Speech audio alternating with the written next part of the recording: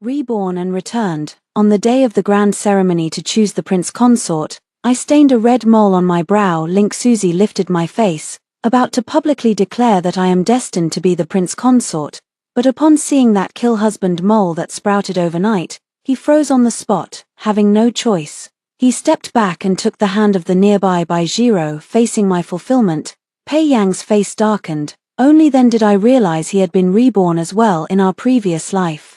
When he sentenced me to death for Baijiro, he once promised that if there were a next life, he would never fail me. It's just that he never asked whether I was still willing to. The daughter of Crown Prince's deputy tutor, Baijiro, Wenchang is decreed, noble and pure by nature, fit for the Eastern Palace. Link Susie's words caused the entire Great Hall to erupt. No one expected the 3 preliminary hurdles of the selecting consorts banquet: family background, looks, talent. Baijiro beats me in everything, yet in this final test of physiognomy, she actually pulled ahead of me. The smile on the Empress's face froze for a moment. Before the selection banquet, she had secretly asked Ling Shuzi to read our faces. Ling Shuzi plainly said, the daughter of Prince Pingxi, Jiyu Jin's, with a phoenix pattern and celestial temper, and with the virtue of the Empress in all directions. Why is it today upon the throne, but the person has changed? Could it be that the prince who delights in Baijiro has tampered secretly? Yes, last night Pei Yang was making a fuss, insisting on taking that sickly Baijiro as his principal wife. The Empress cast a sidelong glance at Pei Yang, but what surprised her was, at this moment, Pei Yang's face was set, and there wasn't the slightest hint of joy in his eyes at having wed his beloved. Has the crown prince finally understood that marrying Jiyu Jin's is the wise move? The Empress Dowager felt relieved and spoke slowly. Ling Shuzi, your Grace, I have heard that yesterday concubine Ju invited you to her palace for a chat. Today I also trouble you to deduce for the crown prince. I wonder if you have rested properly. If your spirit is overly depleted, perhaps choose another day. The atmosphere in the hall tightened at once. Was the Empress suspecting that he had been bribed by consort Ju and had leaked the fate charts of the prospective noble ladies? Beads of sweat seeped from Ling Shuzi's forehead. She looked at me, kneeling obediently. With pity, he originally wanted to help me keep the secret, to leave me a slim chance for a future marriage. But the Empress's eyes were like a blade. Ling Shuzi bowed deeply, trembling with fear, and said, I dare not deceive your highness, but another candidate noblewoman, Lady Jiyu Jin's facial features are ruined. What? The Empress asked, puzzled. Miss Goose, overnight, gained a white tiger mole. Ling Shuzi paused, lowering his head further. Basically, what the folk call a husband-killing mole. 3. The entire hall was stunned. Could there be such a bizarre thing in the world? Gossamer moles.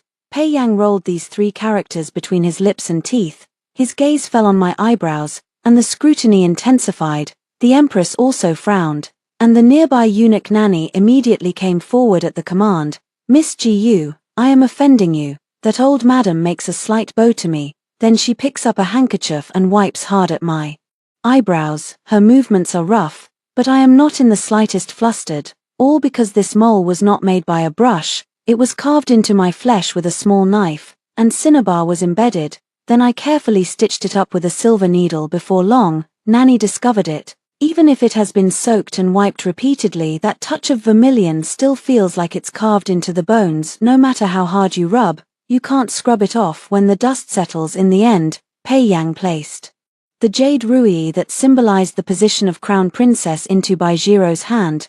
Yet compared to Baijiro's excitement, Pei Yang's composure actually revealed a hint of distraction. At the same time, my reputation for jinxing my husbands, flying out of Weiyang Palace, echoing across the capital. The noble ladies who once envied me now, the only thing left in their eyes when they look at me is pity. What a pity, the legitimate daughter of the Prince of Pacifying the West's Manor, being cursed with such a fate by Ling Shuzi. There's probably no hope for this life. Who would still dare to marry her? Not to mention the prince. I'm afraid even the sons of merchant houses or the footmen on the street would. They whispered to each other softly, yet every word drilled straight into my ears. I shrugged my shoulders cooperatively, pretending to be deeply hurt and utterly devastated. The corner of her mouth under the silk handkerchief, however, curved slightly. They do not know that, after being reborn, Here with me, curbing one's husband is the same as prospering oneself.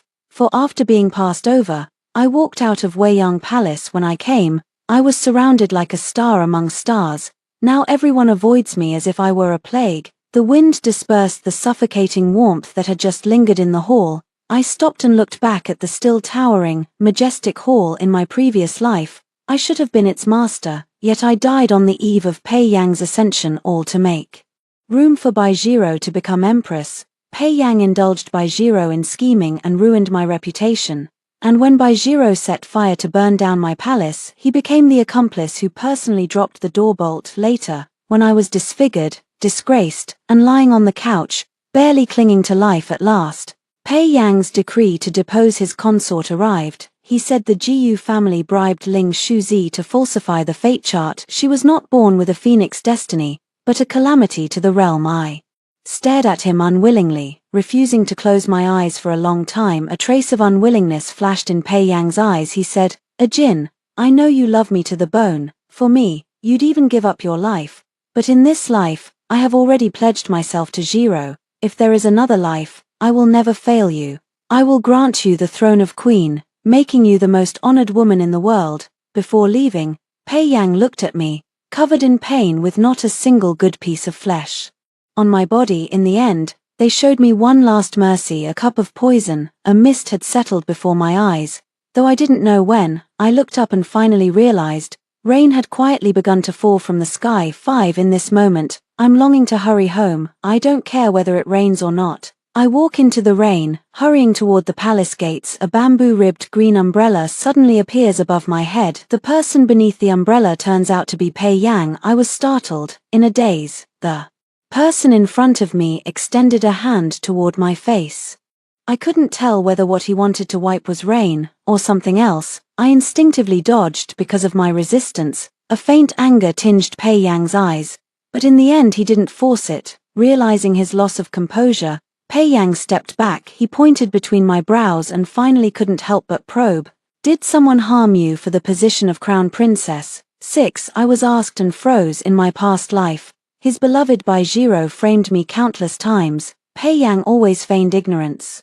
He said Baijiro had a pure heart, with nothing and no one in her eyes but him. Unlike me, staying by his side, his mind is full of family duties and scheming. In the few rare times, with witnesses and tangible evidence, there was nothing to refute. He then changed his tune. "Jiro is just too lovesick for loneliness. That's why she becomes so anxious and doubtful. Lady Jiyu, you took her position as crown princess. This is what you owed her. Miss Jiyu, speak freely. I will stand up for you." "Right now?" Pei Yang asked bluntly, curiosity hard to hide in his eyes. Is Pei Yang testing me? My heart tightened. Whether the Pei Yang before me has memories of our past life or not. But when a man becomes curious about a woman, the desire to conquer arises. If he truly has been reborn, then for the sake of my safety, given how deeply suspicious he is, I mustn't reveal myself easily either. I lowered my eyes, not daring to look him in the face again. He only shook his head and, feigning composure, said, "Perhaps, this is fate." My resignation only deepened the scrutiny in Pei Yang's eyes. The nameless fire in my heart burned ever hotter, as I clenched my fingers, not knowing how to respond. The carriage from the inner palace finally arrived. I hurriedly bowed to Pei Yang. Just as I was about to get into the carriage, I suddenly heard him ask behind me, "Miss Jiyu, do you believe in past lives and this life?" Pei Yang's gaze stuck to my back, as if about to peel open my soul. "Last night, did you dream of something?" My steps halted. 7 I forced a smile and said, "Your humble servant is a common, dull-witted person by nature, not good at thinking, and I fall asleep as soon as I rest my head. Of course there isn't the miraculous visit of Jugong in my dreams. If I truly obtain such a chance, I'll have to ask the immortals why they only gave me this husband-ruining mole." Upon hearing this, Pei Yang's usual arrogance came through when he faced me, diminished the scrutiny and vigilance in his eyes by a few degrees. He explained, "Last night, I had a dream. In the dream, I swore that in this life I would protect a woman completely and never let her shed a single tear. But when I woke, I had forgotten her face." Pei Yang's voice, threaded with the rain, had somehow taken on a hint of melancholy. Clearly, at this point in his previous life, He was still the virtuous crown prince in everyone's eyes, self-restrained, observing propriety, and not indulging in women. I let out a sigh of relief. So he took the memories of his past life as a dream. Pei Yang fell silent in thought, still trying hard to remember.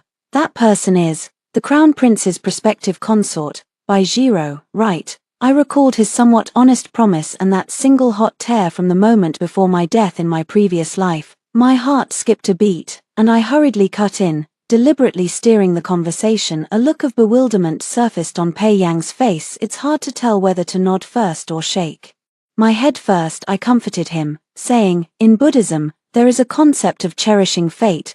This dream is probably telling your highness to cherish the people before you. As Pei Yang lowered his eyes contemplatively, I quickly climbed into the carriage. Pei Yang didn't have time to answer. The carriage had already moved off into the distance before him. Pei Yang stood where he was, and a sudden, powerful urge to stop it rose in his heart. He opened his mouth, but didn't know what reason he could use to make them stay. 8 When I returned home, father and mother already knew I hadn't been selected. As soon as mother took my hand, her eyes reddened. My poor daughter. Father, his face set, cut her off. He ordered me, come with me to the study. As soon as we entered, father put on a stern face and told me, kneel. This is the first time in my life I've been punished by being made to kneel.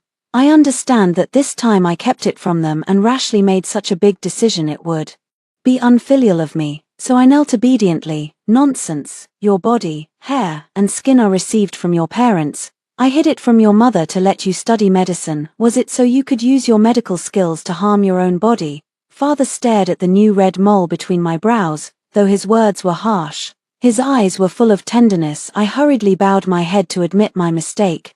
Father, please calm down. Your daughter knows she was wrong. If you don't want to marry the crown prince, you can think of ways that still leave room for maneuver. Why resort to such a lousy tactic of hurting the enemy 1,000 while harming yourself 800? Hearing this, I shook my head. I focused and looked at father, saying, given our family's standing, unless I never marry in this lifetime, the empress will never feel at ease. Father gazed steadily at me. After a long while, he sighed deeply, and the whole person seemed to age several years in an instant. I crawled forward 2 steps and held his hand, feigning a playful comfort. I said, Dad, you're so worried. Are you afraid you'll have to raise me for a lifetime? Dad could hardly suppress a smile, and his brows finally relaxed a little. A warm hand covers me and says, You are such a debt-collecting ghost. You deserve to have your debt paid by you and your mother in a previous life. Even the wealth of the royal estate is enough for you to squander for 180 lifetimes. 9 After being eliminated, I was happy to have a quiet life, but my mother would not give up. She still arranged to find a suitor for me that day. Princess Anha, Xiao Yiyao, hosted a polo match. Xiao Yiyao is Pei Yang's legitimate younger sister by Chong Wen. The father of Baizhiro is the Taizi Xiaofu, crown prince's tutor. She herself was Xiao Yuyao's study companion. The three of them could be called childhood friends. Growing up together, I have never had any dealings with Xiao Yuyao. Nowadays all the noble ladies in the capital avoid me, yet she specifically sent me an invitation. It's not hard to imagine there's Baijiro's handiwork behind this. Now that Baizhiro is the prospective crown princess, she's very much in the limelight. If I go, she'll definitely find ways to embarrass me. But mother says this polo gathering will bring together many outstanding young men. It's a good opportunity to look for a match. Because the capital city is not suitable, we should choose someone from other places. Someone with less access to information. They insisted I go. I couldn't resist, so I had to go. When I arrived at the polo field, I saw an endless expanse of green. I suddenly felt that my previous resistance was me thinking too narrowly. Once I was the designated crown princess, I was praised for my virtue and modesty, and should not be ostentatious, so I reined in my nature, learning only the qin, chess, calligraphy, painting, and the rules of propriety. Yet the blood of the Pingxi prince's manor runs in my veins, filling me with a yearning for galloping on horseback and drawing the bow. As I watched the fine steeds, itching to give it a try, mother timely handed me a splendid riding outfit she had quietly prepared. Every stitch was sewn by her own hand. I suddenly understood my mother's thoughts. Beyond simply watching over me, she wanted me to find my own way out. I stopped holding myself back and swung into the saddle. At first I was a bit rusty, But then the familiar skills resurfaced. I let myself go completely amid mothers' shouts. I swung the club, seized the ball, and scored. I outshone all those young lords from noble families who once thought the capital's ladies were all delicate and weak.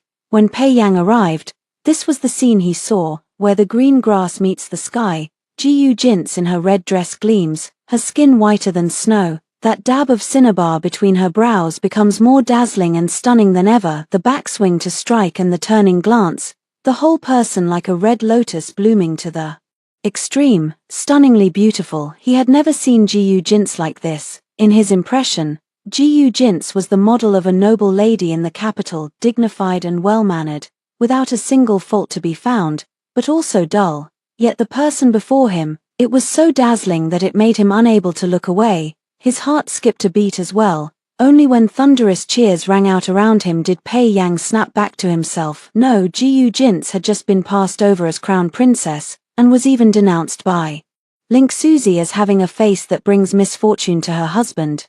Yet why did she seem completely unaffected, even cheerful? Could it be that she deliberately didn't want to marry him? This realization made Pei Yang's face instantly darken. 10. When I was tethering the horse for the next scene, I was tying up the horse. Someone handed me a bright yellow scarf by my side. I thought it was my mother and was about to reach out to take it. Suddenly a voice came from above my head. I have never seen this side of you. In that voice, there was a strange lingering grievance. I was startled and quickly bowed in greeting. In the previous life, Pei Yang clearly did not appear at this polo event. Could it be that rebirth interfered with the original timeline?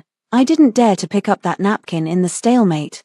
The publicly announced reward magistrate spoke up just in time, relieving my siege. I hurriedly found an excuse to resign. I didn't notice that not far away, Baijiro was staring in the direction of Pei Yang and me. She fiddled with the handkerchief, and looked at my father and elder brother with a ferocious gaze. Look at this showy wily fox seductress. How long can she be proud? 11. The reward was more generous than I expected. Not only Pei Yang came, but even the Holy Sacred Majesty personally arrived. When I wondered why this polo event was valued by the royal family more than in my memories of the previous life, a gift offered by the defeated side to commemorate the loss, it turned out to be a woman in a robe whom I had never seen before, her dark hair braided, her brows full and beautiful, her entire body exuding a wild aura markedly different from the noble girls in the capital. The emperor was greatly pleased with her and readily received her tribute. The woman's wolf-like sharp gaze swept around the surroundings. It finally settled on me. She said, "Your Imperial Highness Darsheng, today the martial youths of the two countries are competing, and the guests are all delighted. Do you think Aruna could seize this grand occasion to ask you for a prize as well? I really like this noble lady of your country who is not afraid to stand up to men." She was able to, as a woman, break through the encirclement of my iron hoof warriors and take the lead. Let me glimpse the heroic bearing of a great Shang woman. As he spoke, the woman suddenly knelt and performed a grand ritual greeting to His Majesty. Only such a woman deserves my father the great Wild Emperor's awe. To lead our people against the bitter cold of the desert, the Iron Coal tribe is willing to approach with the utmost sincerity and ask to marry this young lady, to become my father the Emperor's new Empress. 12. I just realized it. I unknowingly fell into another trap. Among the team I just defeated, there was a warrior brought by Aduana, the princess of the Tiela. I had thought they were foreign martial contestants mentioned by my mother and paid no attention at first. Baijiro and the others probably just wanted to laugh at my overconfidence, but I performed too well, so they went along and changed their minds. Why not fan the flames? Let me hog the spotlight, and completely offend Princess Aruna. No wonder Baijiro's brothers, for once today, didn't trip me up in the arena. They are intentional. They made me win on purpose to let Princess Aruna notice me and hate me in this way.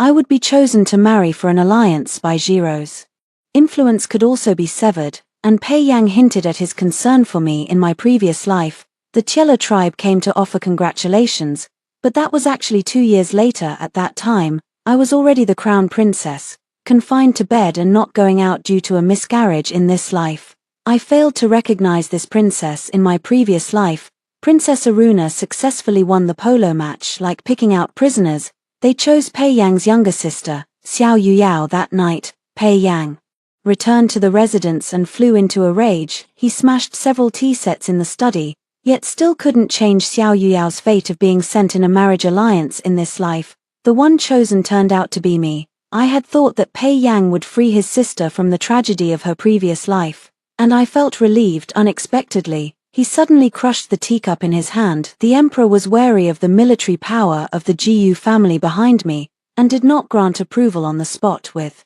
a smile and a casual joke, he praised Princess Aruna for having good judgment. We faked our way through this matter and will wait for a detailed discussion tomorrow in the Golden Hall 13. After the awarding ceremony was finished, I was just about to leave. White Shiro and Xiao Yaro blocked me at the side of the viewing platform. Xiao Yaro glanced over, considering the heavy rewards behind me. He half smiled and said, "Miss Ji, do you know that today your majesty granted you this pearl-spangled canopy? It follows the old design from the former dynasty's Princess Tongchang. Strung with real pearls to symbolize a loving couple, a perfect union. I asked your majesty several times, and he never yielded. He said it was left for me to use when I marry to add to my finery. Who would have thought he would grant it to you today directly?" Xiao Yuyao paused, a subtle malice surfacing in her eyes. "Father truly is a forgetful man. What a pity about this treasure. With such a poor fate, I doubt anyone would dare marry you in this life. If this banner remains with you, it's likely to gather dust for a lifetime. Why not give it to Sister Jiro, who's going to marry my crown prince brother? That would truly be worthy of it." Bai Jiro hurriedly waved her hands, her voice so soft it seemed it could drip water. "Third princess, please don't say that. Sister Jiyu already has enough sorrow in her heart. Besides, it's not as if she's certain to never get married. Although that Tiela Khan was a bit aged, it was indeed a proper and legitimate marriage." Pei Yang had just stepped out from his father the emperor's tent.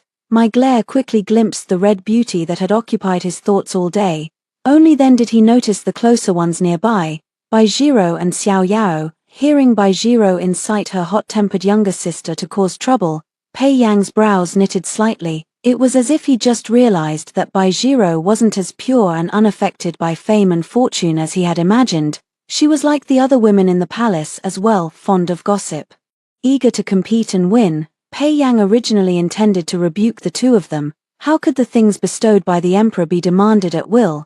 But the words that were about to be spoken came out differently. "Miss Ji, Pei Yang looked at me, his tone carrying an entitled arrogance.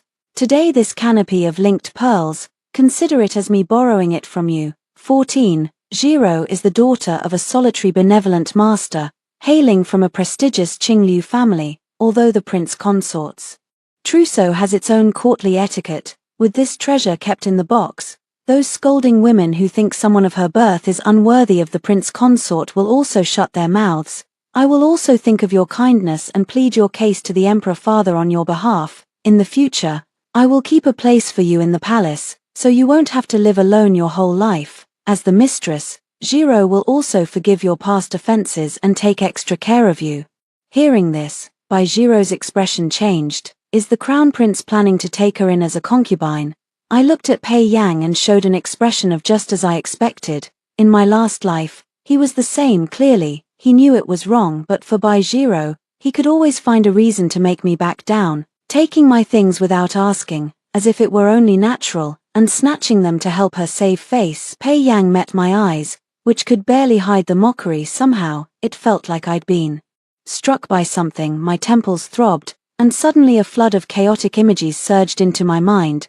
Pei Yang supported his forehead, his face instantly turning pale. "Your Highness, Imperial brother." Bai Jiro and Xiao Yuyao hurriedly gathered around. I looked at his anguished appearance, not a trace of movement. He merely said mildly, "If your Highness wishes to be master of an imperial gift, perhaps wait until you've ascended to that position." With that, I did not linger. I did not know that.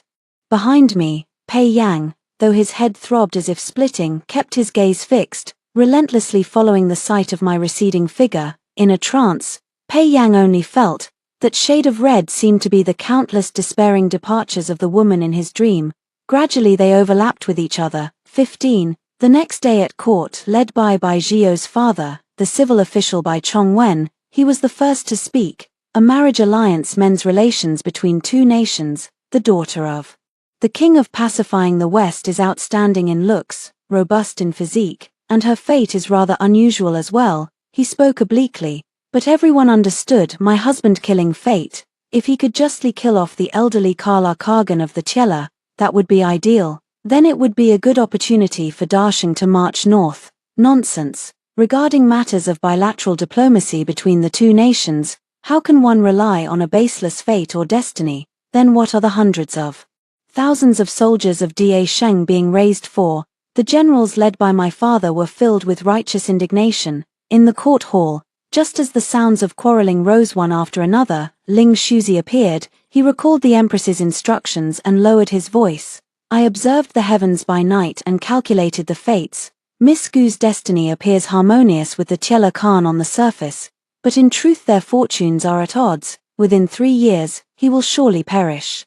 The hall fell silent. Our dynasty firmly believes in fate, and no one dares question Ling Shuzi to his face, lest he later submit a memorial against them in the name of heaven's will.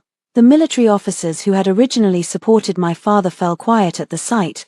My father can't hold things up on his own. Pei Yang's brows were tightly knitted, and he tried several times to speak, but seeing the emperor's attitude, he leaned more and more toward agreeing. He clenched his fists again and ultimately swallowed the words that had reached his lips. As Pei Yang hesitated, a lazy voice suddenly sounded. I, your son, object, 16. Everyone followed the sound and looked over. It was actually the second prince born to noble consort Ju, Xiao Yi, this well-known rake of the capital. On ordinary days he only knew cockfighting and dog racing, leaving consort Ju, then in high imperial favor, so worried that she grew thinner by the day. Yet at this moment, when the full court of civil and military officials pinned their hopes on the sash of a mere woman, he stepped forward. Xiao Yi's voice was full of youthful bravado, echoing in the Golden Hall. Your son believes that the Chela tribe's wolves have wild ambitions. Today they want a woman, tomorrow they will want a city. Yielding will only let them grow bolder. There is only by defeating them completely that they will truly submit. At this, Xiao Yi cupped his fists and dropped to one knee. He declared in a loud voice, your son is willing to lead troops into battle. 17. Such hot-blooded words from one so young naturally failed to win the support of His Majesty and the court officials. But Xiao Yi was, after all, the beloved son of consort Ju, so the courtiers were loath to rebuke him to his face. His Majesty was pleased that his son had finally shown some ambition and did not have the heart to go against his wishes, so the matter was put on hold for the time being. Father kept it from mother and discussed it with me in the study until late into the night. I had just returned to my room to rest when the window lattice suddenly went thud. Push the window open, and a green, dew-kissed plum rolls out. Go on. I look toward the sound, guided by the bright moonlight. I see a youth with unruly brows and red lips with white teeth, sitting on the wall. He grinned at me. It was actually Xiao Yi. I picked up the plum, half laughing, half crying. Your Highness the Second Prince, what are you doing? Xiao Yi swung himself down from the wall and patted the dust from his robes, as familiar as if he were returning to his own home. He looked at me levelly through the window, with a touch of grievance, and said, Jiyu Jints, do you know, Bai Jiro was originally chosen by my mother empress to be the rightful first wife, but it was snatched away by the crown prince again. I didn't know why he suddenly came to me with all this, and for a moment I didn't know how to respond. Xiao Yi suddenly stepped half a pace closer and bent down to look at me. There was a stubbornness in his eyes unique to the young. So, give me one to make up for it. 18. I was completely stunned. I saw it at the polo match as well. Xiao Yi wore a smug expression as if he had thought of some earth-shattering plan. The corners of his mouth lifted slightly. Compared to that by Jiro, you are better in every way. Since I was little, everyone has said I'm not as good as the crown prince. But in this matter, as long as I marry you, I'll have the upper hand over him. Those words were hardly pleasant to hear. Some children even sulk. But I look into Xiao Yi's clear eyes, and I feel, at least he is sincere. Although marrying Xiao Yi would align with the Zhunbei Marquis mansion behind Queen Dowager Ju, perhaps it could spare me from a marriage of convenience, but I don't want to stumble into a royal marriage full of schemes and calculations anymore. Still politely refused. Your Highness, my reputation isn't good. Ku. Xiao Yi waved it off carelessly. My reputation isn't good either. But so what? Anyone who has spent time with me, who dares say I'm not good. I was momentarily stunned by his generosity. In the moment of being astonished, Xiao Yi had already turned over and climbed over the wall. Before leaving, he glanced back at me once more. In those flippant peach blossom eyes there is a rare seriousness. If I have this intention, it is only natural that I come up with the solution. 19 After Xiao Yi left, I sat alone by the window. Thinking back on the few times we intersected in the previous life, in her past life, when Xiao Yuyao went beyond the border for a political marriage, Xiao Yi likewise stepped forward. He was that kind of person, like a famed sword newly drawn from its sheath, willing to break rather than bend in the end. His Majesty agreed to let Xiao Yi lead the troops not because I was moved by his grand words, but because the diplomatic alliance to marry the princess requires someone to escort, yet this hastily assembled 100-strong force, but with a keen sense for reconnaissance of warplanes, successfully launched a night raid on the enemy camp and took the Khan's head.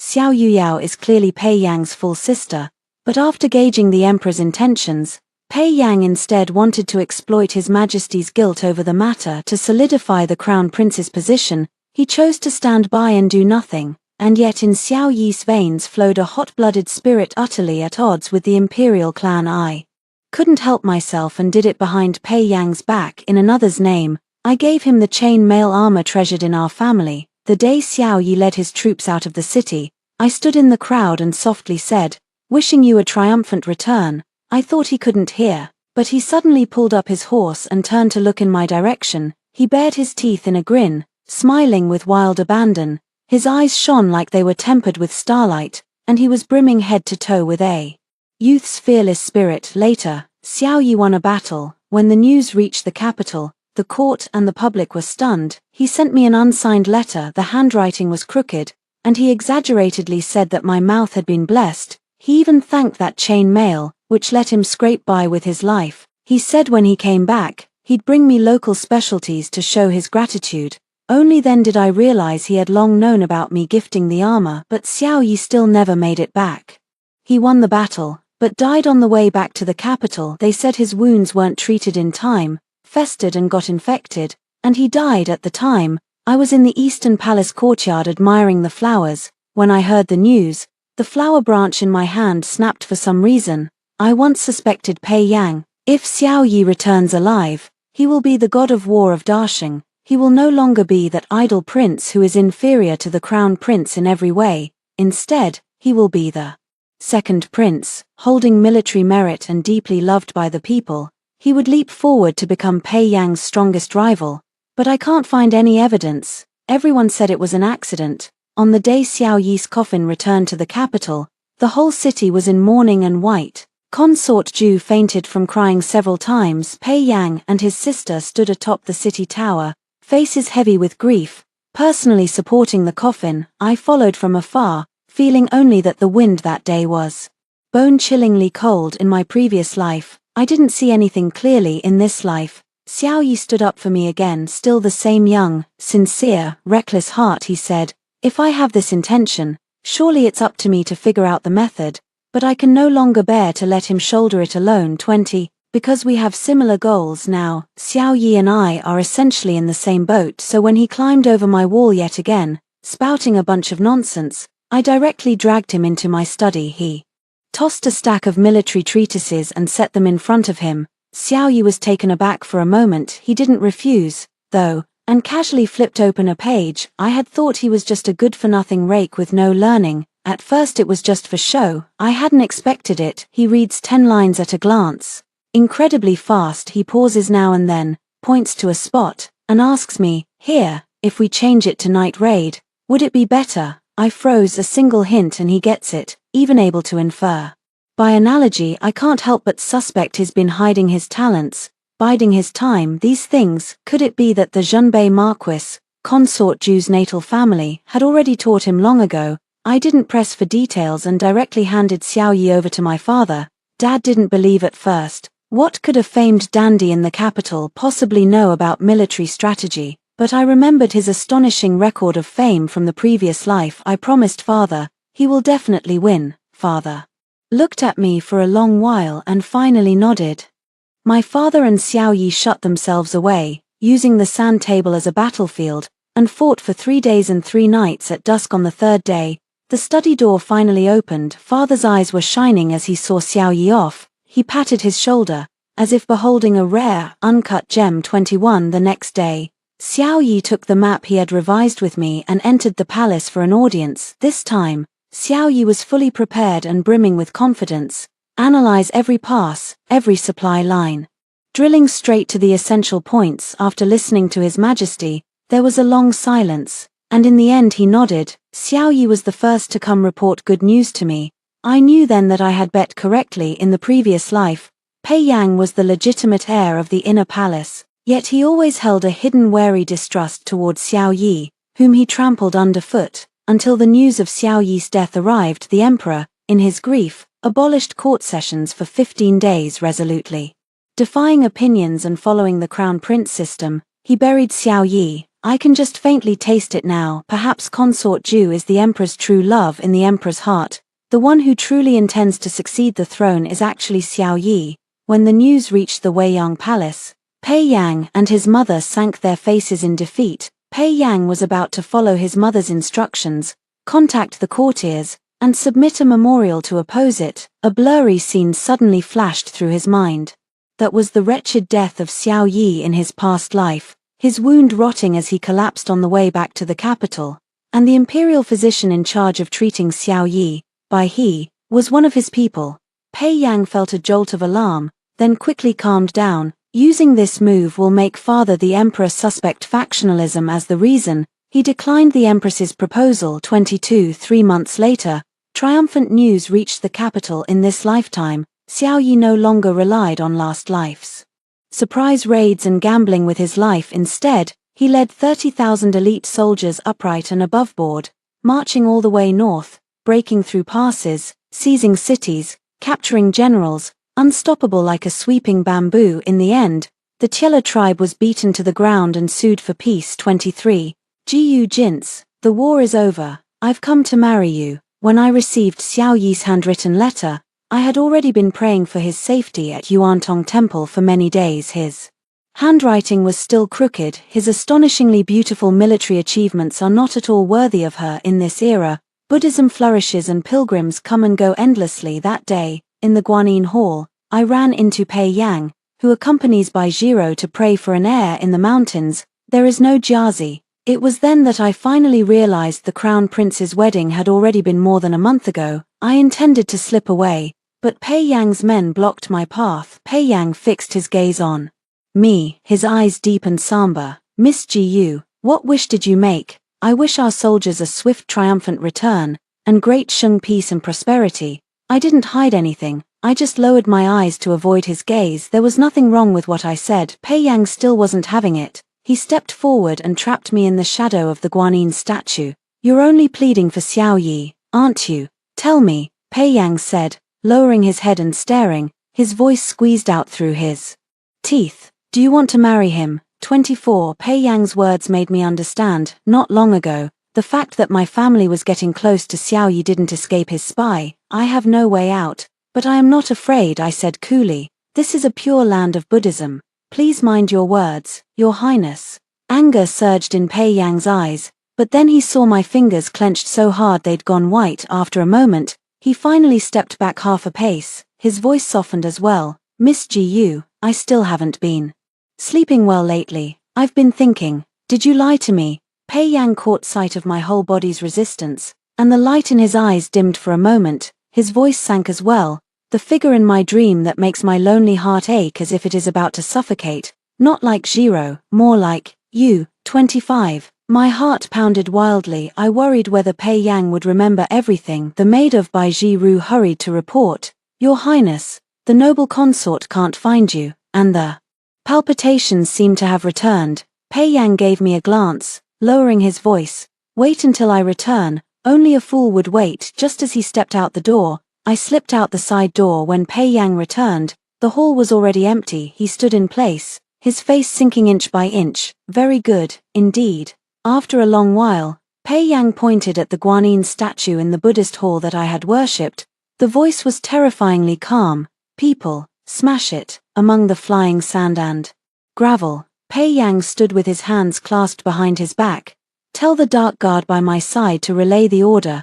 Deliver the message to the White Crane. Do not let him return to the capital alive. 26. After I got home, I still felt unsettled. Pei Yang's unusual behavior today makes me feel he won't let this go, but letters are too slow. All I can do is pray that Xiao Yi is careful, extra careful. Fortunately, Xiao Yi treats my words as ironclad rules. Before setting out, they stocked up on wound salve and detoxifying powder. On the way back to the capital, there was a medical officer named Bai He. He had just planned to tamper with Xiao Yi's medicine, but he was caught on the spot by the informants Xiao Yi had planted in advance. The stolen goods and money were obtained, waiting to be brought back to Beijing to expose. On the day Xiao Yi returned in triumph, tens of thousands crowded the streets. He rode a tall horse, encased in silver armor and light mail, his robes fluttering. His entire appearance was darkened, yet his features grew sharper. The girls along the street, excitedly throwing handkerchiefs, sachets,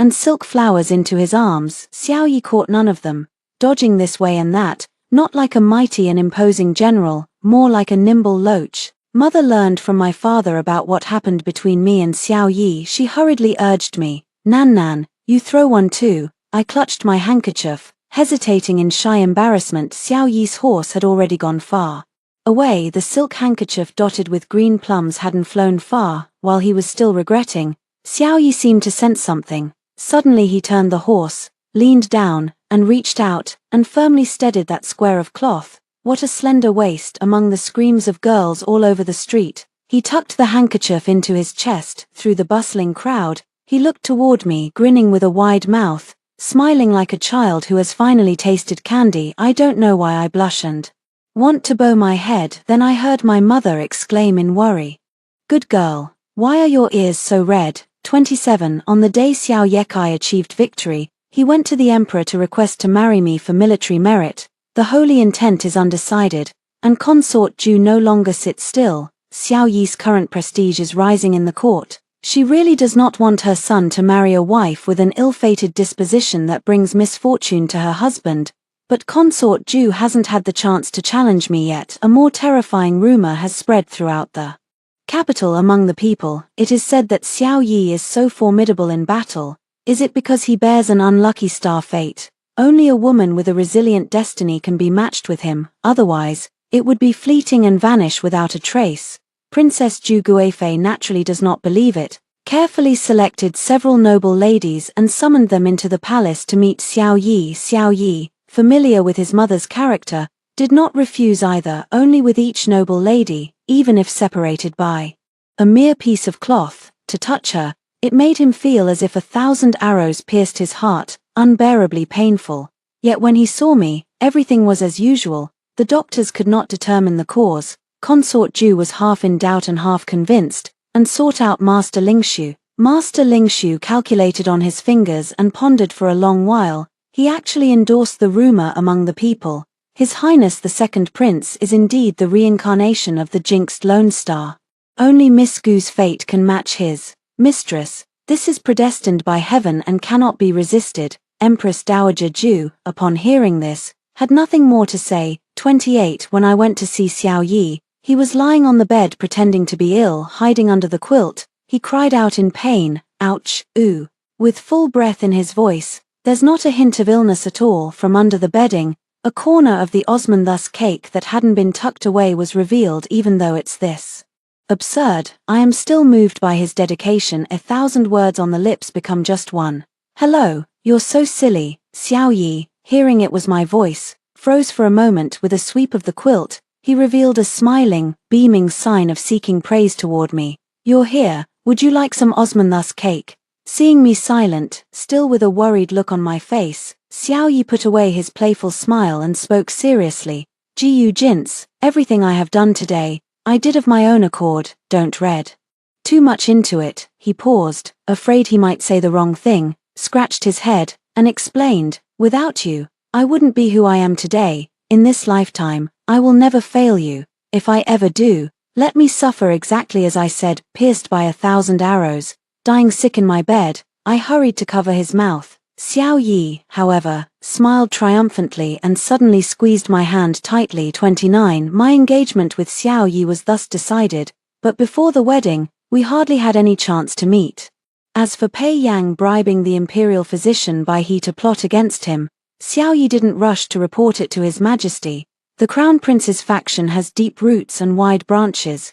If it can't be taken down in one strike, the consequences will be endless. Xiao Yi was busy gathering evidence of Pei Yang forming cliques for personal gain and of the Empress plotting to harm the imperial heirs. Begin with the White Crane case and compile the file, only waiting for the right moment to let His Majesty be completely disappointed with Pei Yang, leaving no chance to turn things around. I will stay at home and prepare for marriage with peace of mind, only opening the window every early morning. I always receive the novel trinkets and treats that Xiao Yi carefully collects. 30 On the eve of my wedding, I slept in a daze, in a haze, a dark figure pressed down beside the bed. I opened my eyes. By the cold moonlight I recognized that face. It was Pei Yang. Pei Yang had somehow slipped into my boudoir, standing by my pillow like a ghost, eyes lowered, looking at me, the whites threaded with terrifying bloodshot veins. You. I instinctively stepped back. I remember now. Pei Yang spoke hoarsely,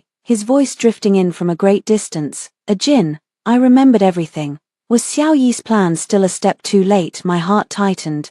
In the last life, we clearly agreed that I will compensate you properly in this life.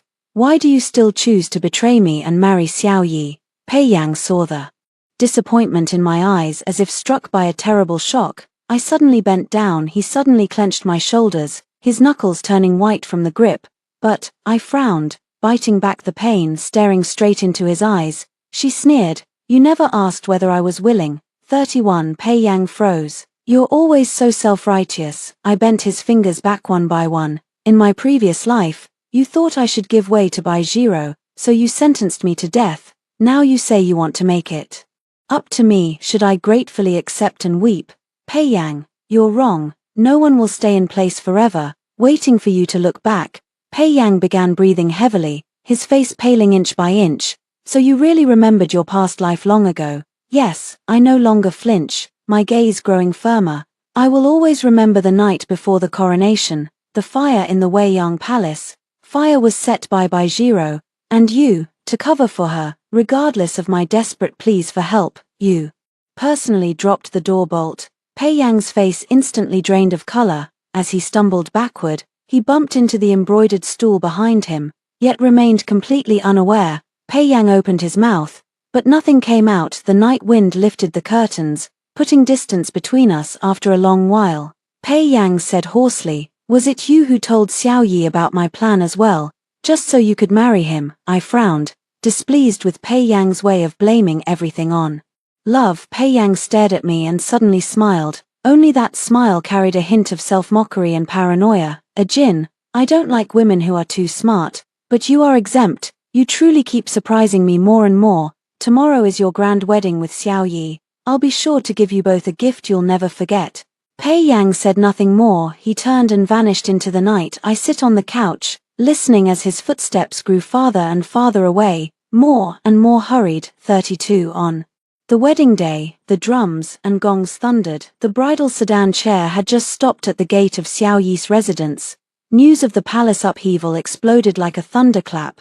"Pei Yang has made his move. This is the contest between me and him in this second life. A wager on who can calculate more precisely and hide more deeply." In the end, Pei Yang underestimated me. He also underestimated Xiao Yi's miraculous military strategy. The rebellion was quelled in less than half a day. Pei Yang was brought forward and knelt before me. "The phoenix coronet and rosy wedding dress on me have not yet been removed." He looked at me, dressed exactly as in our previous wedding, and his gaze gradually became hazy. Pei Yang, in a fond manner, stretched out his hand, wanting to touch the hem of my dress, but I turned aside in disgust. Avoiding him, he looked up at me, his eyes full of hurt and unwillingness. "A jinn. You hate me that much?" I looked down at him from above, as if I were looking at a sad, fallen hound. "When I first reborn, I hated. I wish I could have perished together with you at the imperial consort selection banquet in Wei Yang Palace. But now," I paused, "I only feel that you are insignificant. It was as if something had struck him hard. The sharp pain made him clutch his chest and bend over. His voice was so hoarse it was almost inaudible. Then, what about love? I looked at him coldly, each word hitting where it hurt most. You still don't know. In our previous life, I was pregnant with our child. Do you? Pei Yang's pupils constricted sharply, his voice trembling along with them. What did you say? It was killed by the gentleness of Bai Ji and Xiao Yao. For the sake of my joke, they drugged the horse they trained for me. That day during training, the horse suddenly went berserk. They toppled me from the horse, I broke my leg, and the child was gone. Pei Yang's face lost the last trace of color. Later, at the polo match when the princess of the Tiela tribe came to court, you blame me for getting close to Xiao Yuyao and Bai Jiro, saying I grew jealous and pretended to be ill so I wouldn't attend. Because of me, Darsheng lost, and your good sister had to go beyond the borders for a marriage alliance. You cursed me as a narrow-minded shrew and swore you would never crown me as the mother of the nation. At this, I let out a cold laugh and said, today, I have something to tell you. In our previous life, Xiao Yuyao's marriage alliance was entirely her own doing. 33. I'm sorry, Ajin. I didn't know any of this. Pei Yang's lips were trembling. I no longer look at him, my gaze turning to the distance. The voice is as calm as if talking about someone else. Pei Yang, these things I had intended to explain to you, but you will always only believe what you are willing to believe. Pei Yang slumped to the ground, as if all his strength had been drained. I pulled the phoenix hairpin from my hair, I gripped it and pressed it in, little by little, into his heart. Pei Yang's breathing grew weaker and weaker. He suddenly reached into his robe and, with trembling hands, pulled something out. It was a blood-stained exorcism talisman, crumpled and creased, yet it was pressed tightly against his heart, as if hiding some lingering thought he couldn't let go of. That day at Yuantong Temple, it was to break your fate. A muffled sound came from his throat. Every word seemed squeezed out from between his bones. I climbed 99,999 steps and pleaded at Xianling Shu's gate just to get this talisman. A Jin, in this life I truly want to marry you. It's just that everything is too late. I didn't take it. I only lowered my head for a glance. If there's a next life. Pei Yang's hand was shaking badly, yet he still held it up, unwilling to give in for a long while. His suspended hand finally couldn't hold on any longer and slowly descended. I increased the force, cutting it off coldly. There will be no more future lives, because in this life, I will not harbor any regrets. Pei Yang is dead. His eyes were still open, facing in my direction. They just had no light left. After I finished everything, I turned around. I saw Xiao Yi standing under the corridor not far away. I don't know how long I listened. The bloodstains on his face set off his already striking features. So beautiful it was astounding. He was still wearing the matching wedding robe with me, yet its color looked deeper than mine. I couldn't tell whether it was blood, or simply the color of the fabric itself. I panicked for a moment. I never told him about my rebirth. Xiao Yi never asked me why I was even more prescient than Ling Shuzi. He simply trusted me unconditionally, just as I believed him when I didn't know where to start. Xiao Yi suddenly strode over, sweeping me up in his arms, lifting me horizontally. I cried out softly, and he steadied me, his chin resting against my forehead, lowering his voice, with a hint of seduction. Wife, are you tired? He lowered his head to look at me. His eyes and brows were full of laughter, with not a trace of gloom left. If you're not tired, we should consummate the marriage. In the same year, His Majesty abdicated and was honored as the Supreme Emperor. Crown Prince Pei Yang raised troops in rebellion, but the plot failed and he was executed. All the men of the household were beheaded, and the women were exiled to Lingnan. The Empress and Princess Anhe, Xiao Yuyao, sold offices and titles and embezzled countless sums. They were demoted to commoners and confined for life. Crown Princess Bai Jiro swapped identities with her personal maid. By a stroke of luck, she escaped the capital. Who would have thought that halfway through, we would run into the refugees forced out by Pei Yang in the past to raise military funds. Bai Jiro endures humiliation after humiliation. The fetus is lost, and she ultimately lies dead on the desolate plains. The Crown Prince Xiao Yi ascends the throne and installs me as Empress. The imperial edict declares the permanent abolition of the selection and concubine system. 2 years later, I gave birth to the eldest imperial son. At the time of labor, an auspicious magpie was suddenly seen in the palace, carrying a red fruit and alighting on the eaves of the hall. A wondrous fragrance filled the room and did not dissipate for days. Xiao Yi was overjoyed and named the child Cheng'an, conferring upon him the title of Crown Prince. The day Cheng'an spoke up in the imperial garden, the magnolia blossoms were just unfurling. And the spring light was perfect. He suddenly looked up at me, his eyes bright, choking. He called softly, "Mother, I'm back." I stood there dumbfounded, then quickly pulled him into my arms. In that moment, I finally believed. "Child, you were meant to be with your mother, the child from a past life who never came into the world. Follow me, and we're back." On the mid-autumn night when Cheng'an was 3, Xiao Yi famously did not host a banquet in the palace. He took me and Cheng'an, changed into ordinary people's clothes, and quietly slipped out of the palace gates. The 10-mile-long street was aglow with lights as bright as daytime. Crowds surged. The sweet scent of candied hawthorns mingled with the gunpowder smell of firecrackers, curling around us in the cold wind. Cheng'an was held by Xiao Yi around the neck, his 2 small hands tightly gripping his father's hair, shouting excitedly. He wore a bright red brocade jacket, which made his pale little face look even whiter, and the small red mole between his brows, exactly the same as mine, flickered in the lantern's light. "Mother, mother, that lantern looks like a rabbit." His chubby fingers pointed at a glass lamp crafted into a jade rabbit-pounding medicine, his eyes bright as 2 stars. I laughed and bought it with money, handing it to him. Cheng'an took it, but then turned and handed it to a little girl nearby, who was huddled in a corner with thin clothes. "Here you go." He said it as if it were natural, a babyish voice carrying an unstoppable, domineering air. The little girl froze, timidly looking at her mother beside her, also in tattered clothes. The woman's eyes reddened. She grabbed her daughter and was about to kneel and kowtow. Xiao Yi held Cheng'an with one hand, with his other hand gesturing faintly as if to steady them, and whispered, "No need for so many formalities," then tugged me and blended us into the crowd. "Who does this child resemble?" Xiao Yi turned his head to look at me, the corners of his mouth holding a hint of a smile. "A 3-year-old kid, yet he knows how to spend his father's money generously." I rolled my eyes at him. "Like you." Xiao Yi was momentarily stunned, then laughed even more joyfully. He set Cheng'an down from his shoulder, pulled him into his arms, and rubbed his chin against his fuzzy head. Cheng'an giggled as he was nuzzled, reached up to pinch Xiao Yi's face, and cried in a mock-tough, adorable way, "Father King, you're mean, your beard pricks." Xiao Yi deliberately kept a stern expression. "Call me Daddy. Daddy is bad." I stood to the side and laughed until I bent over. That night, we sat in front of a wonton stall on Jukyu Avenue. The vendor was an elderly man with graying hair, nimble hands. A steaming bowl of wontons was brought up, the broth clear and flavorful. Cheng'an ate until his mouth was shiny with oil, and Xiao Yi fished out a handkerchief to wipe his mouth.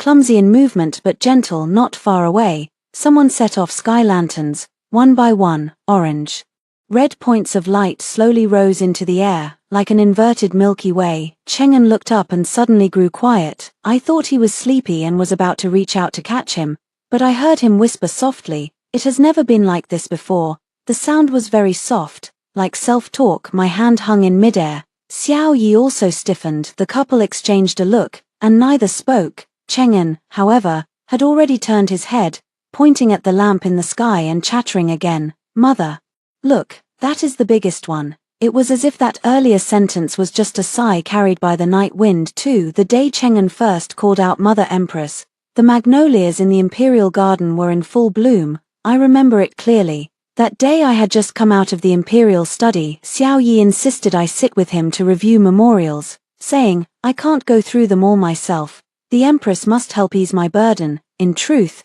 he was too lazy to read those long, stilted petitions and passed them all to me to read aloud while he leaned on the dragon throne shelling pine nuts. By the 37th respectfully requesting the Emperor's safety, I finally couldn't help slamming a memorial down on the desk. "Xiao Yi, here." He grinned and handed over a handful of pine nuts. I took a deep breath, picked up the memorial again, and continued reading. It was like that until the afternoon before I managed to leave and return to Cunning Palace. Cheng'an was being tended by his wet nurse, flipping through an album on the couch. Calling it an album was generous. It was actually a mountains and rivers atlas the boy's father had commissioned from painters. He had torn out several pages and folded them into paper boats to float in a basin. Chengan, I called him. He looked up, his eyes like black grapes staring at me. Then he dropped the paper boat and stumbled toward me, running, and dove into my arms. His small arms clung tightly around my neck, his face buried in the hollow of my shoulder, and he mumbled one word, "Mother." I was stunned. It wasn't the two words "my lady" themselves. He had long known to say "my lady," even babbling them with his wet nurse when he first learned to speak. But this time was different. That single "my lady" carried something weighty and not fitting for a 3-year-old, as if he had searched for a very long time, and had finally found it. My heart tightened suddenly, and I looked down at him. Chengan was looking up at me too, his eyes bright, the rims reddened, as if holding back tears. "My lady," he called again, his voice small and a little choked. "I'm back." At that moment, magnolia petals in the imperial garden were being blown down by the wind. One drifted in through the window and landed on the top of his jet-black hair. I stared at him in a daze as countless images suddenly flashed through my mind. The child from my previous life who never made it into the world, the life that had lasted only 3 months in my womb before being lost in a fall. I had always thought it had long since turned to dust. It had been following me all along and had returned. I bent down and held him tightly to my chest. Tears slid silently down and fell on his red brocade jacket, soaking into small dark spots. Chengan reached out his little hand and clumsily wiped my tears, mumbling, "Mother, don't cry, Chengan is good." Xiao Yi had come in at some point without my noticing, standing in the doorway, holding a bowl of white fungus and lotus seed soup. He watched for a moment, asked nothing, simply came over and drew the two of us, mother and son, into his arms. When Chengan was 5, Xiao Yi began personally teaching him to ride on the training ground. A chestnut foal stood docilely. Chengan wore a dark riding outfit, his hair tied in a small topknot. There was already a hint of the youthful vigor that had once been in Xiao Yi's brows and eyes. He was just too small, though, and after fumbling to get into the stirrups for a long while, he finally managed to hoist himself up, which made the guards standing by try so hard not to laugh that their faces went red. Xiao Yi stood with his hands behind his back, expressionless. Only after Chengan finally settled did he speak. "Sit up straight, don't let your back sag. Hold the reins tight, but not too hard." Chengan did exactly as he was told, his little face drawn taut. I watched from the stands, clutching a handkerchief. Mother sat beside me, chattering. "You have to admit, His Majesty is something else. Chengan is only 5. Why let him ride? What if he falls?" "Mother," I interrupted her helplessly, "when you taught me, I was already on a horse at 3. That's different. You're a girl. Even if you fall, you just fall." Mother realized she had let it slip and hurried to sip tea to cover it up on the school ground. Xiao Yeshong released the reins and stepped back a few steps. The foal snorted loudly and began to move slowly. Chengan was initially nervous, his small hands clenching white at the knuckles. But after walking a few laps he gradually relaxed, even daring to lift one hand and wave in my direction. "Mother Empress, look at me." I smiled and waved a handkerchief at him. Xiao Yi frowned and shouted, "Hands back, stable yourself." Chengan stuck out his tongue and quickly pulled his hand back. After an afternoon of riding, when Chengan dismounted his horse, both his calves were trembling, but he forced himself not to complain, ran up to Xiao Yi, looked up and asked, "Father, did I ride well?" Xiao Yi made a sound like him and said faintly, "So." Chengan pouted, on the verge of tears. Xiao Yi suddenly crouched down, pulled a handful of pine nut candy from his sleeve, and slipped it into his hand. A reward. Chengan's eyes lit up, and clutching the candy he dove into Xiao Yi's arms, still grumbling, "Father is so stingy, only gave me 3. Xiao Yi didn't speak, but the corners of his mouth curved up slightly. In the evening, after Chengan finished bathing, I dried his hair for him. He sat cross-legged on the couch, nibbling a pine seed candy, and asked me, "Mother, does father dislike me?" I couldn't help but laugh. How could that be? "Then he never says I ride well." Chengan looked down, his voice muffled. "Today on the training ground." I looked back and he was clearly smiling. But as soon as I turned my head, he stopped smiling. I was stunned, and then a warm current rose in my chest. "That person. Xiao Yi, your father, my lord." I stroked his roughly dried hair and whispered softly, "He is afraid you will become arrogant." Chengan nodded as if he half understood. then bit the last pine nut candy so it crackled that night. When I returned to the sleeping chamber, Xiao Yi was leaning against the bed reading. Hearing my footsteps, he asked without looking up, "Asleep?" "Asleep." I sat at the dressing table and took off my hairpin. He said you never tell him he rides well, asked me if you don't like him. Xiao Yi paused in the middle of turning a page. He said that when he looked back and saw you smiling, you immediately stopped as soon as you realized he was looking at you. After a moment of silence, Xiao Yi closed the book, with a deadpan expression. I did not smile. I turned to look at him, under the candlelight. The edge of his ear flushed with a faint red. I didn't expose him, I just smiled, got up, and blew out the light in the darkness. Xiao Yi's hand reached out and took mine. His palm was dry and warm, his thumb gently rubbing the back of my hand. "Ajin," he suddenly spoke, his voice low. "Actually, I'm very afraid." "Afraid of what?" "I'm afraid he'll grow up, afraid that one day he'll remember everything." Xiao Yi paused. "I'm afraid he'll find out that his biological father isn't me." My heart tightened suddenly. Pei Yang, that name hadn't been mentioned for a long time, but Xiao Yi knew, he always knew. Cheng'an was Pei Yang's blood. The child who hadn't been born in the previous life returned with memories, but in the end his bones and flesh still ran with that man's blood. I turned over and watched Xiao Yi's blurred outline in the darkness. "Xiao Yi," I said, "Cheng'an called you Father King. He has been calling for you for 3 years." Xiao Yi did not answer, but pulled me into his arms. His heartbeat was fast, pounding against my eardrums. After a long time, so long I thought he had fallen asleep, he finally whispered, "I know, for when Cheng'an was 7 years old, a not too big, not too small incident occurred. The cause was Xiao Yuyao, Pei Yang's full younger sister, the accomplice in my previous life's unborn child's death, who had now been demoted to commoner status and confined for life in an old residence on the edge of the city. I don't know how she managed to bribe the guards, but she slipped a letter out and, by way of intermediaries, got it into Cheng'an's hands. What was written in the letter I have no idea. All I know is that day Cheng'an came home from the grand tutors after classes, shut himself in the study, and would see no one. When I pushed the door open and went in, he was sitting by the window, clutching that letter in his hand, the paper already crumpled and creased. "Cheng'an." He lifted his head to look at me, his eyes rimmed red. "Mother." His voice was a little hoarse. "She wrote in the letter that my biological father is not the king." My heart sank. She said I am a son of a traitor and usurper. I walked over, crouched down, and looked him in the eye. A 7-year-old already understood a great deal. He pressed his lips tight, tears welling in his eyes but stubbornly refusing to fall. "Cheng'an." I took his hand and spoke each word deliberately. "Listen carefully. Your father the king is Xiao Yi. He named you Cheng'an because he wished you to inherit Da Sheng's realm and protect the people's well-being. From the moment you were born he personally held you, taught you to ride, shelled pine nuts for you, secretly had the imperial kitchen make Osman-Thus cakes for you. Did you forget these?" Cheng'an shook his head. "As for bloodline," I paused.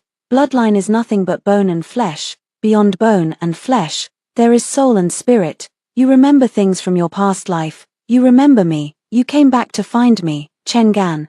The one who brought you back was never kin by blood, it was you yourself." Cheng'an's tears finally fell. He flung himself into my arms, sobbing until he could hardly breathe. I held him, gently patting his back, just like when he was a baby. After crying for a long time, he lifted his face, wiped it clumsily with his sleeve, and asked through a thickened nose, "Mother, what should we do about that letter? What do you want to do?" He thought for a moment and said, "I want to burn it." "Okay." I took his hand and walked into the courtyard. The sunset had painted half the sky red. Cheng'an brought the letter to the candle himself. The flame licked the paper, the handwriting warped and blackened in the fire, until it turned into a wisp of bluish smoke and dispersed into the dusk. Cheng'an stared at that wisp of smoke for a long time, then turned, looked up at me, and said, "Mother, I want to go eat Osman-Thus cake." I laughed and took his hand. "Let's go. Your Majesty will take you to the imperial kitchen." That night, when Xiao Yi returned to the Kuan Ning palace, Cheng'an was already asleep. I sat in the outer room reading a book. After he came in, he first glanced at me, then looked toward the inner room. "Does he know everything?" Xiao Yi asked. What did he do with it?" "He burned the letter." I put the book down and looked at Xiao Yi. Then he ate a whole plate of Osman-Thus cake. Xiao Yi was silent for a moment, then suddenly let out a soft laugh. There was relief in that laugh, and also an indefinable tang of bitterness. "This kid," he said in a low voice, "he certainly has an appetite." 5 In the year when was 10, Xiao Yi began to let him participate in court affairs. At first he merely sat in the imperial study to listen, and later gradually allowed him to read some less urgent memorials. The Grand Tutor often praised Cheng'en for his intelligence, his extraordinary memory, and his meticulous mind, noting that he frequently had unique insights. "Only I know that in the heart of this 10-year-old child resides a soul that has traversed through 1,000 twists and turns." That day, the court deliberated the new Khan of the Tiela tribe sending envoys to request to marry the princess. Da Sheng is now strong in arms and horses. While the Tiela no longer have the courage they once did, the so-called request is merely a gesture of goodwill. Yet the ministers still argued, marry her off, or not. Cheng'en stood beside the imperial throne and listened to the entire account. After mourning, he followed Xiao Yi back to the imperial study. "I happened to be delivering the and heard Cheng'en say, 'Father, the Tiela tribe cannot be permitted.'" Xiao Yi raised an eyebrow. "Oh, let's hear it. The Tiela tribe may be diminished, but among the grassland tribes bloodlines are the most important." Cheng'en's voice still carried a hint of naivety, but it was clear and logical. "If our court marries a princess in a betrothal alliance, any children born will bear the bloodline of the Dasheng royal family. In the future, if a strong leader rises within the Tiela tribe, there will be a ready-made excuse to covet the Central Plains." Xiao Yi did not respond, but a look of approval already appeared in his eyes. Cheng'en continued, "In the previous life," he suddenly paused, as if realizing he had let something slip. Xiao Yi glanced at me again, then looked at Cheng'en, his tone calm. "What about the previous life?" Cheng'en bit his lip and said softly, "In a previous life, Princess Anhe married into the frontier to secure an alliance. Although the Tiela tribe submitted for a time, within 20 years a Khan emerged who called himself Banzi and, claiming the Xiao bloodline, raised an army to invade the south." He paused, then suddenly raised his head and fixed his gaze on Xiao Yi. "Father, that Khan was Princess Anhe's own grandson." The imperial study was quiet for a long time. Xiao Yi slowly leaned back in his chair, his fingers lightly tapping the armrest. When he looked at Cheng'en there was no surprise, no rejection, only a deep, complicated pity. "Cheng'an," he said, "you've never told anyone about these things." Cheng'an lowered his head and said nothing. Xiao Yi suddenly stood up, walked to Cheng'an, and crouched down like he did when he was a child, looking level into his eyes. "I won't ask how you found out," Xiao Yi said. "I'll only ask you one question. Are you afraid?" Cheng'en raised his head, staring blankly at his father. "The king, what are you afraid of?" "Afraid of being deemed a monster." Xiao Yi's voice was low, yet unusually clear. "Afraid that your mother will distance herself from you because of it. Afraid that I won't want you." Cheng'en's lips trembled slightly. He shook his head, then shook it again, finally saying nothing at all, and simply stretched out his hand to embrace Xiao Yi's neck. Xiao Yi paused for a moment, then gently patted his back. I stood at the doorway, eyes moist, holding the ginseng soup with neither entering nor leaving. In the end, it was Cheng'en who noticed me first, scrambling out of Xiao Yi's arms with red ears, muttering, "Mother, the ginseng soup is cooling." I walked in with a smile and placed the ginseng soup on the table. While Cheng'en lowered his head to drink, I sneakily glanced at Xiao Yi. His eye sockets were red too, but he concealed it well, picked up the other bowl of ginseng soup, blew on it, and drank a mouthful as if nothing happened. Then he flinched from the scald and winced. 6 At the age of 12 in Cheng'en, Xiao Yi did something that surprised everyone. He took Cheng'en to the suburban royal tomb. In that royal tomb lay Pei Yang. Pei Yang was executed for the crime of treason, according to the laws of our dynasty. He could not be interred in the main mausoleum, but after Xiao Yi ascended the throne, he had an unremarkable tomb built in a remote corner of the imperial burial grounds. No stele, no inscription, only a mound of earth and a few green pines. Xiao Yi never told me these things. I only learned them later from one of his close attendants. That day the sky was clear and bright. Xiao Yi dismissed those around him and went into the mausoleum grounds with only Cheng'en at his side. Cheng'en followed, walking down the long spirit path until they reached the unmarked grave. Xiao Yi stopped and stood there in silence for a long time. "Cheng'an," he finally spoke, Do you know who is buried here? Chang'an nodded. Is he? Chang'an's voice was a little stuck. He is he's your biological father. Xiao Yi took over, his tone as plain as if commenting on the fine weather. But you don't have to feel obligated because of it, nor do you have to atone for any sins on his behalf. Cheng and raised his head and looked at Xiao Yi's back. Xiao Yi stood with his hands behind his back, the gold threads on the dragon robe glittering with tiny lights in the sunlight.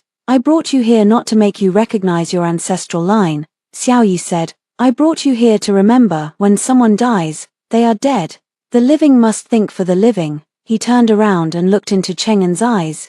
Your mother endured a lot for you, throughout her past life and this one combined. I do not ask you to forget him, but I want you to know, standing here now, standing in the court of Great Sheng, called Crown Prince by all the people, none of this is because he gave you blood, but because your mother fought desperately to bring you back, because you yourself are worthy. Chang'an's eyes were red, but he held back his tears. At 12, the boy had already learned not to cry in front of others. He simply bowed deeply to Xiao Yi. Your son understands. Xiao Yi gave a short hm, turned and walked out of the cemetery. After a few steps, without looking back, he tossed out, fine, let's go. Your mother is still in the palace waiting to take her midday meal. Chang'an followed closely, took 2 steps, and suddenly turned back to look at that tomb without a plaque. The wind rustled through the pine branches. His lips moved slightly, silently forming a few words. Then he turned his head and strode off to catch up with Xiao Yi's figure 7. When Chang'an was 15, Xiao Yi began making arrangements to choose a crown princess for him. Courtiers submitted memorials one after another, listing the daughters of various noble families. Chang'an didn't even look and rejected them all. Xiao Yi asked what kind he wanted, and he only said, I will choose for myself. Xiao Yi was so angry he paced the imperial study 3 times, and in the end, I calmed him with a cup of tea. Let him go, I said, he's only 15, when you were 15, you were already tossing me handkerchiefs on the polo field. Xiao Yi fell silent, the rims of his ears began to flush again. Sure enough, Chang'an had found one on his own. It was one late autumn afternoon. He had gone to the military camp on the outskirts of the capital to inspect new recruits' drills. On his way back along the official road he came across a caravan being waylaid by mountain bandits. He intervened and broke the ambush. The caravan master thanked him profusely and insisted on repaying him. Chang'an hadn't cared much and was about to swing up into the saddle when a clear, sharp voice came from inside the carriage. Thank you, young sir. Just next time you rescue someone, could you not throw them to the ground first? I've scraped my elbows. Chang'an was taken aback and turned to look. The carriage curtain lifted at one corner, revealing a pretty face. The girl looked about 13 or 14, with willow brows and almond eyes, a tiny mole at the corner of her mouth. She was pouting as she rubbed her elbow. The caravan master turned pale with fright and scolded repeatedly, Yaroa, do not be rude. But Chang'an laughed when he smiled. The cinnabar mole between his brows lifted slightly, looking just like mine. No matter, he said, I was reckless. The girl snorted, lowered the curtain. The caravan master kept apologizing. Chang'an waved him off and rode away. After returning to the palace, he went straight to the Kuan Ning palace and, as soon as he entered, said, Mother, I've found it. Find anything. The crown princess. I almost failed to hold the teacup steady in my hands.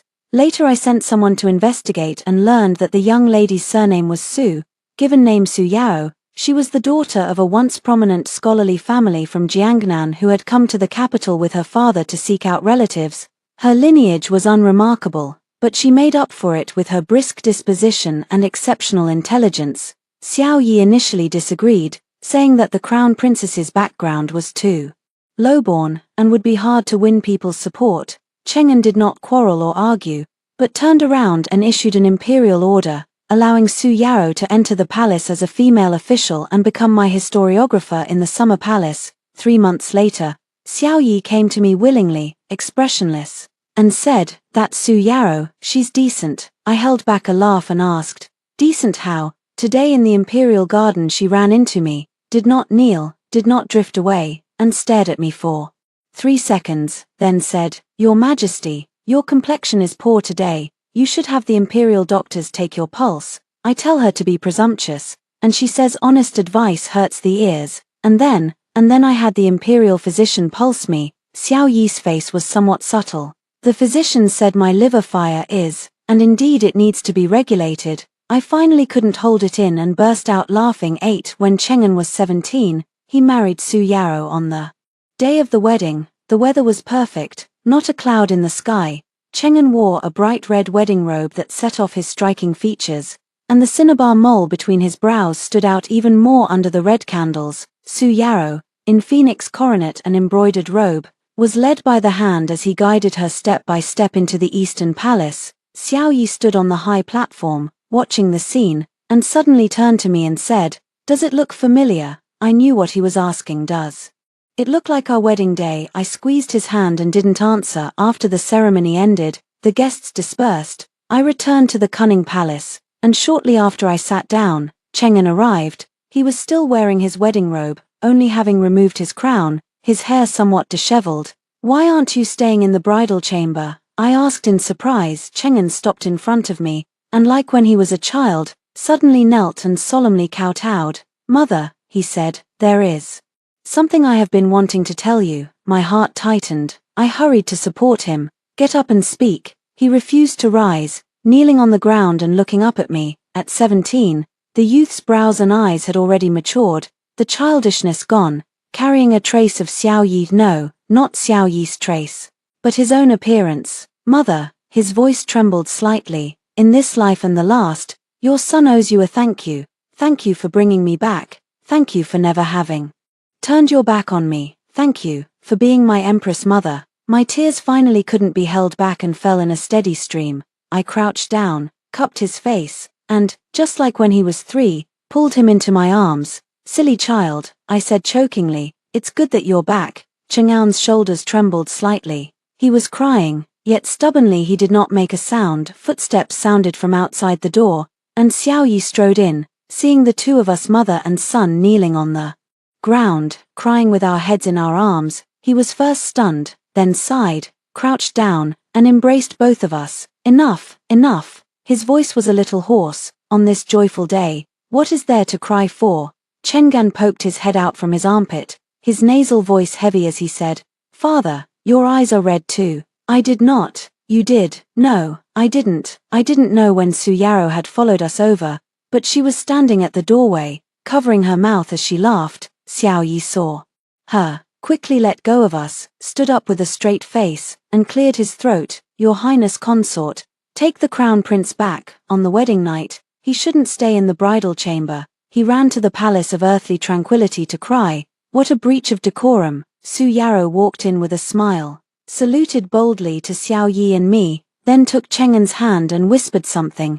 Cheng'en wiped his tears and smiled, obediently following her. As we reached the doorway, he suddenly turned back and grinned at me and Xiao Yi. That smile carried both the spirited confidence of youth and the relief found only after 2 lifetimes of waiting. 9. In the second year after Cheng'en's grand wedding, Su Yarou gave birth to a pair of dragon and phoenix twins. Xiao Yi was so happy he nearly laughed out loud during the morning court. I shot him a look and he shut up. After court he went straight to Cunning Palace and clung to his grandson and granddaughter without letting go, tears streaming down his face as he said, "I have finally become a grandfather." I rolled my eyes at him. "Is it strange for you to be a grandfather? You're already in your 40s, a Jin." He looked up at me, eyes shining with the same youthful light he had in his teen years.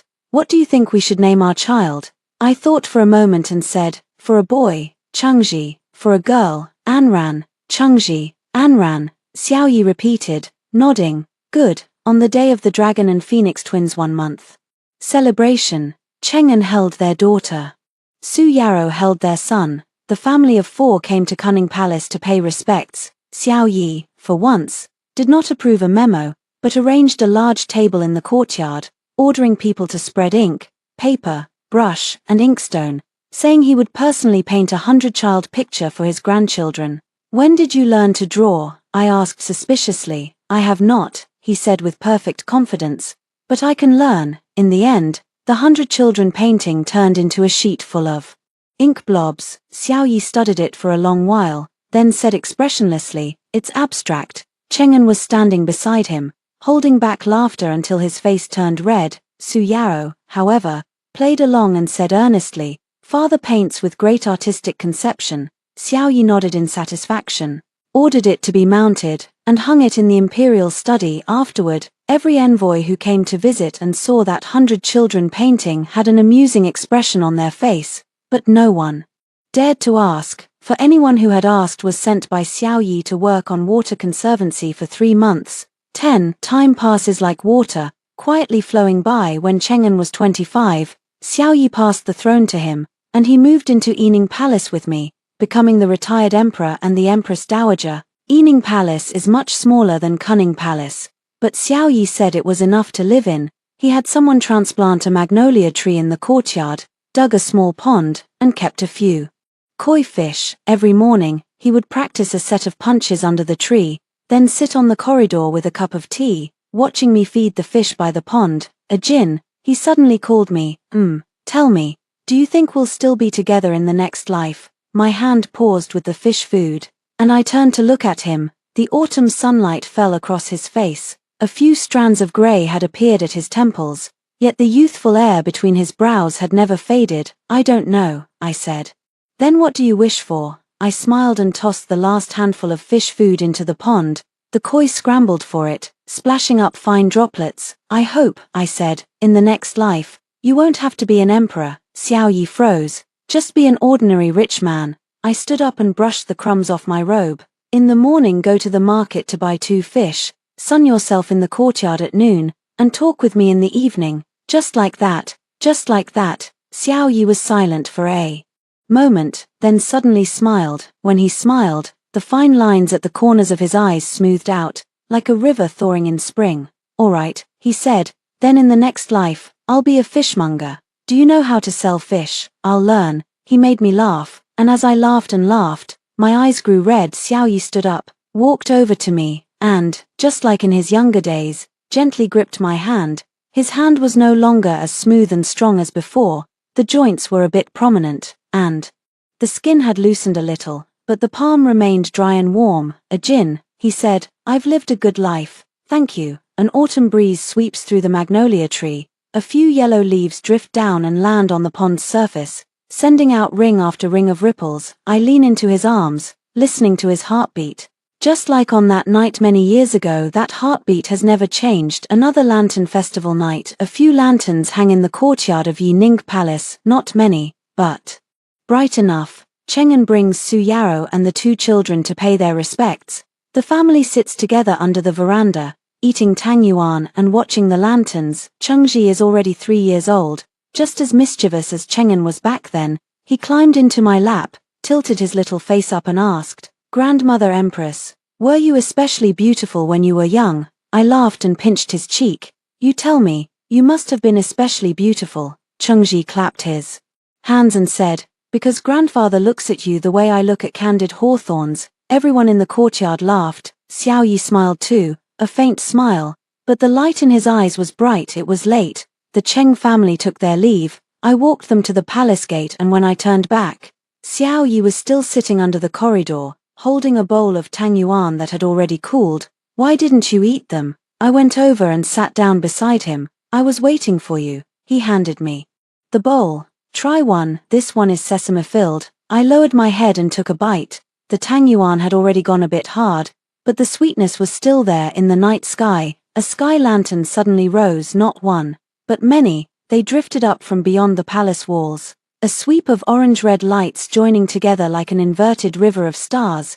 "It's the common folk setting off lanterns again," Xiao Yi said.